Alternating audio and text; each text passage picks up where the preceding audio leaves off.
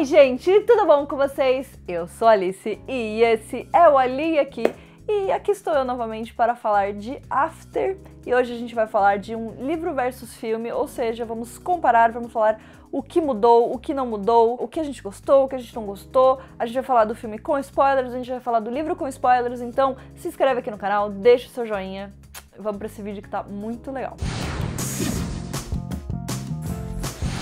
Bom, ontem eu fiz a crítica aqui no canal de After sem spoilers, então se você não quer saber, não quer levar spoiler, clica aqui, vai lá pro vídeo, que tá muito legal o vídeo também, dá pra vocês terem uma boa ideia do que esperar pra assistir After no cinema. E hoje a gente vai destrinchar este belíssimo filme e vamos falar um pouquinho sobre as diferenças e sobre o que eu mais senti falta, ou enfim, o que mais mudou pra mim. Como vocês já devem imaginar, eu acho que a coisa que mais mudou foi o Hardin. A Tessa, na medida do possível, ela se manteve a mesma, né? Eu acho que muitas coisas se mantiveram a mesma em relação à Tessa, mas o Hardin foi um ponto que mudou bastante e eu acho que foi uma mudança bastante positiva. O Hardin é um personagem muito complicado, ele é um personagem complexo, ele é um personagem difícil, ele é um personagem abusivo. Isso era uma coisa que me preocupava bastante muitos fãs, porque quando você fala de um relacionamento abusivo, é sim preciso que você tenha uma certa responsabilidade em relação à mensagem que você está passando. A gente falou bastante sobre isso no meu vídeo de After romantizaram um relacionamento abusivo ou não, né, da polêmica toda. Vou deixar aqui no izinho pra vocês conferirem o vídeo. Mas, como a própria Ana falou na nossa entrevista, seria muito difícil explicar esse personagem em um filme de 1h40, sendo que no livro a gente tem mais de 500 páginas, enfim, mais de 5 livros pra entender o personagem do Hardin e porque ele é do jeito que ele é. O que aconteceu não justifica as coisas que ele faz e tal, mas era uma coisa que me preocupava bastante. E o Hardin, ele mudou. Então eu acho que desde a primeira cena que o Hardin interage com a Tessa, não a primeira cena, mas acho que uma das primeiras cenas mais importantes do livro, né, é a cena onde a Tessa vai no quarto do Hardin, quando ela tá na festa, e ela, enfim, começa a mexer nas coisas dele, e o Hardin chega, dá um piti daqueles, né, ele fica super bravo, enfim, né, com razão, porque ela tava mexendo nas coisas dele, mas ele dá um piti a la Hardin, assim, fica muito bravo, fala altas pra Tessa e tal, então rola todo um desencontro ali dos dois, e já é um momento de... Pelo menos eu já fiquei assim, ó, com a orelha em pé, assim, alertíssima para essa questão do relacionamento abusivo e tal. E já no filme, a gente tem uma cena que é bastante intrigante, ela é bem fofa, é até quase romântica, eu diria. E eu gostei bastante dessa primeira interação, acho que isso ajudou a dar o ritmo pro resto do filme, né? Então o relacionamento do Hardin e da Tessa depois disso é todo desenvolvido numa coisa muito mais de romance e dele ser um cara meio perdido na vida, né? Meio sem rumo, do que dele ser um cara totalmente abusivo, que abusa dela psicologicamente e meio que prende ela, né, em muitos momentos. Uma cena que é muito importante que eles deixaram é a cena onde a Tessa vai até a casa do pai do Hardin, ele quebrou tudo, quebrou todos os pratos e tal, e ela tá lá. Acho que esse é um momento muito importante, né, dos dois, é um momento muito icônico entre os dois, e esse momento está presente. Eu acho que ficou ótimo, porque é um momento onde mostra o temperamento do Hardin, mostra, enfim, a forma com que ele lida com as coisas, né, mas não puxa pro lado do relacionamento abusivo, isso é muito bom. Outro momento que eu fiquei bastante chocada, que eu já tinha visto essa cena lá naquela vez que eu vi duas cenas antes, né? É o momento do lago, onde a Tessa pergunta quem é a pessoa que o Hardin mais ama no mundo. Ela fica fazendo várias perguntas. E tem isso de novo, a Tessa sempre está fazendo perguntas, a gente sabe disso.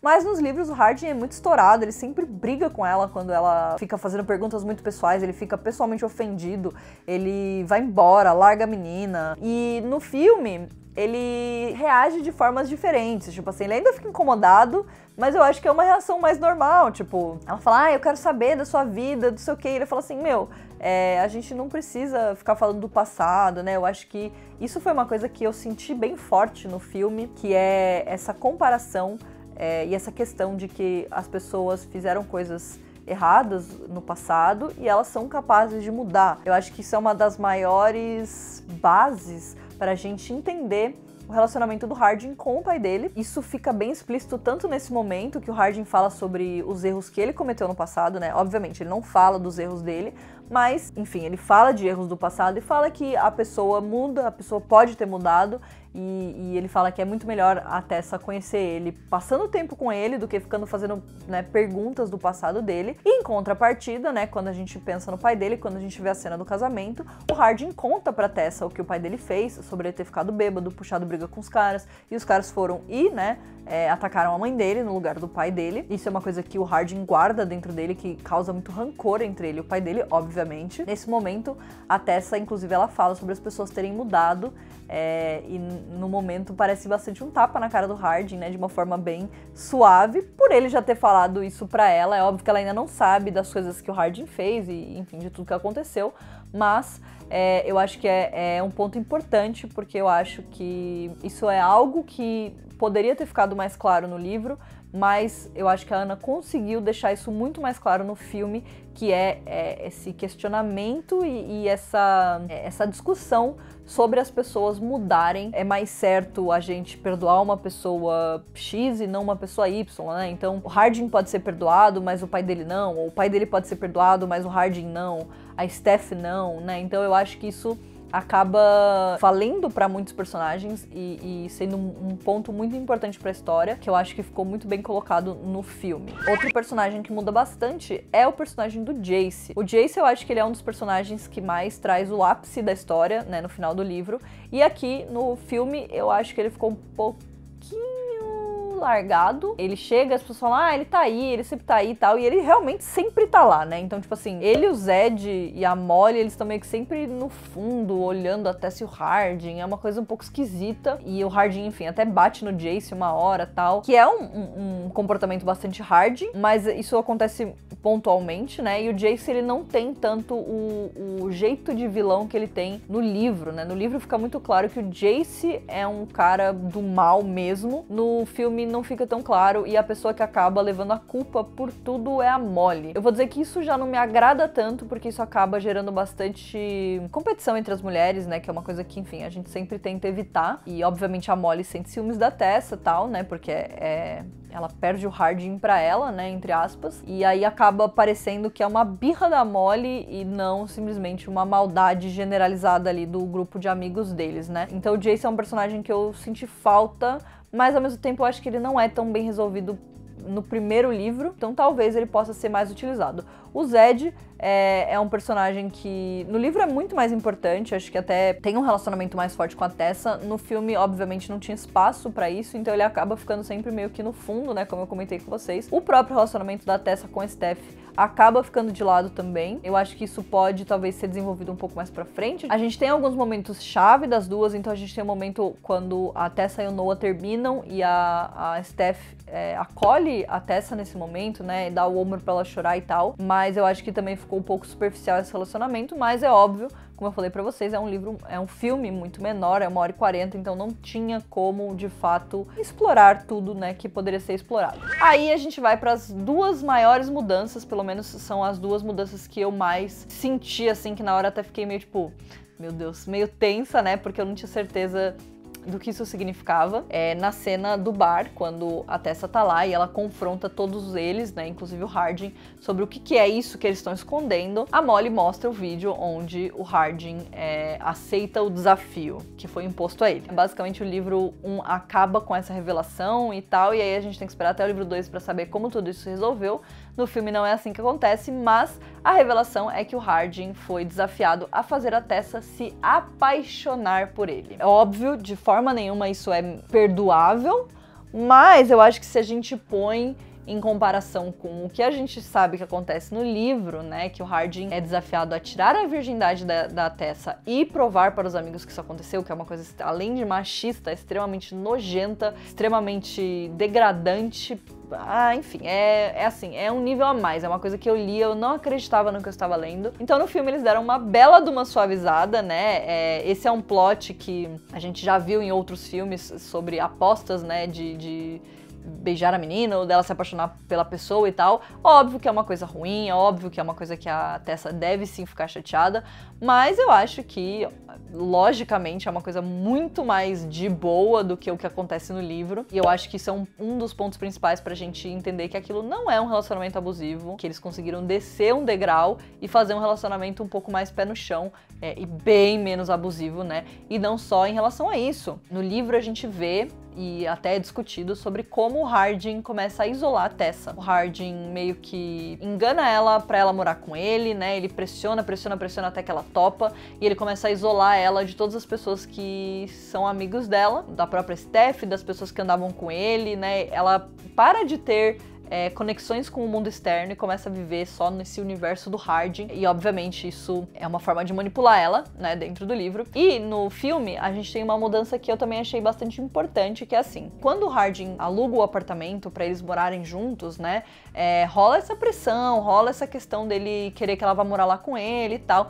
No filme, a forma com que o Hardin faz isso e o jeito com que tudo isso é apresentado, não só tira esse peso dessa manipulação de fato, como coloca o Hardin numa posição onde ele entendeu o que aconteceu e tentou ajudar, e conseguiu ajudar. Então a mãe da Tessa descobre sobre eles, ela corta o dinheiro dela, então a Tessa perde o dormitório, e aí o Hardin diz que ele tem esse apartamento, que é de uma professora da faculdade, que ele tá dando água para as plantas e que eles podem ficar lá até o final do ano para poder resolver depois o que eles vão fazer, ou enfim, o que a Tessa vai fazer para ela se reconectar com a mãe dela, enfim, né, o que quer que seja resolvido, né, mas eu acho que eles conseguiram também suavizar isso de uma forma que não parece, e não é, uma manipulação pura e simplesmente, mas sim o Hardin se sentindo mal por uma coisa que aconteceu por conta dele e tentando ajudar a Tessa, mas de uma forma totalmente natural, né, tipo assim, se ela não quisesse, ela ia falar, putz, obrigada, vou morar embaixo da ponte, ou enfim, né, outras opções, né, e no livro a gente vê que é muito mais uma pressão da parte dele pra ela aceitar.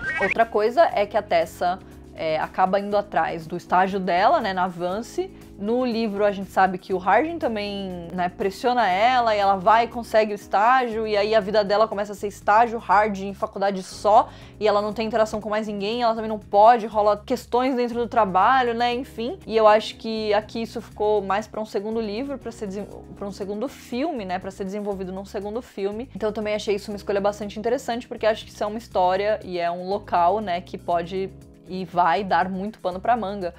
Tanto em relação a Kimberly, quanto em relação ao próprio Vance, em relação ao que o Hardin faz, né, com que ele trabalha. Trevor, óbvio, né, em relação a Trevor.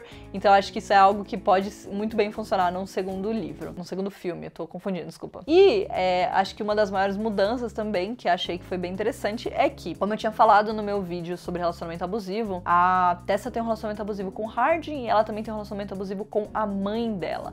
A mãe dela é extremamente controladora, a mãe dela faz um mega slut shaming com ela, a mãe dela culpa todas as decisões erradas que ela tomou, aponta o dedo nela. Então é um relacionamento que me incomoda bastante, né? Ela é super controladora e isso, obviamente, reflete na forma com que a Tessa se relaciona com as outras pessoas. E já no filme, a gente tem a Tessa voltando pra casa depois que ela descobre o que aconteceu com o Hardin. E, enfim, a mãe dela pede desculpas pra ela. Ela pede desculpas pra mãe e a mãe dela pede desculpas pra ela. Eu achei isso bem legal, bem interessante. Achei uma mudança bem-vinda também. Como eu falei pra vocês, o relacionamento abusivo não é só de duas pessoas que namoram, mas também de familiares, pais, mães, irmãs, irmãos, né, amigos. Então, acho que eles conseguiram também tirar um pouco o peso disso, né, e tornar um relacionamento óbvio. A mãe dela se preocupa, a mãe dela quer que ela tenha o melhor e que ela não perca o foco, né, mas isso não vai além, isso não é um exagero. E eu gostei bastante disso. E claro, a gente tem o final do filme, que é bem diferente do final do livro. O final do primeiro livro, a Tessa descobre da aposta, fica muito brava, vai embora com o Zed e o Hardin fica lá todo triste. No final do filme,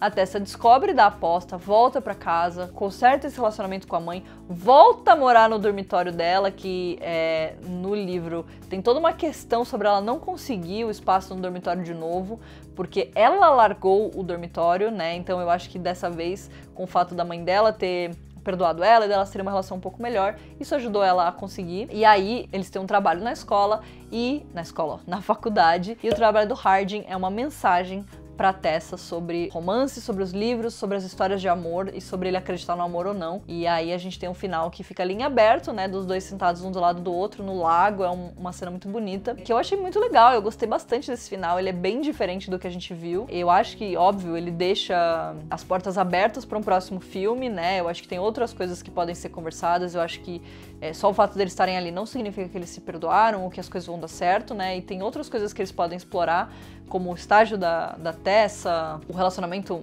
mais profundo do Hardin com o pai, do Hardin com a mãe.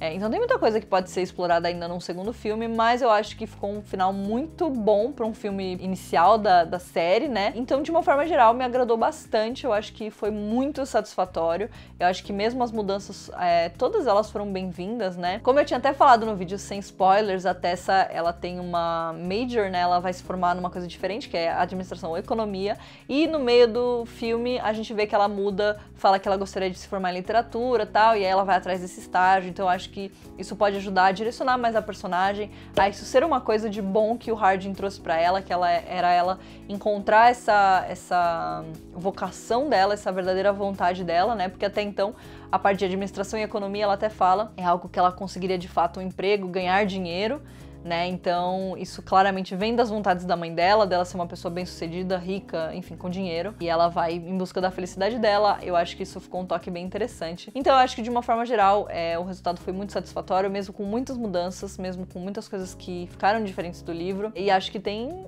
muito espaço para continuação, para próximos filmes, para, enfim, né, mais filmes do que só um. Então, eu tô bem animada. Comentem aqui embaixo o que mais vocês sentiram de diferença, que eu não comentei, ou que eu comentei, que vocês acharam que foi a maior diferença, que vocês gostaram, que vocês não gostaram. Quero muito saber o que vocês acham também. E a gente se vê no próximo vídeo. Um beijo!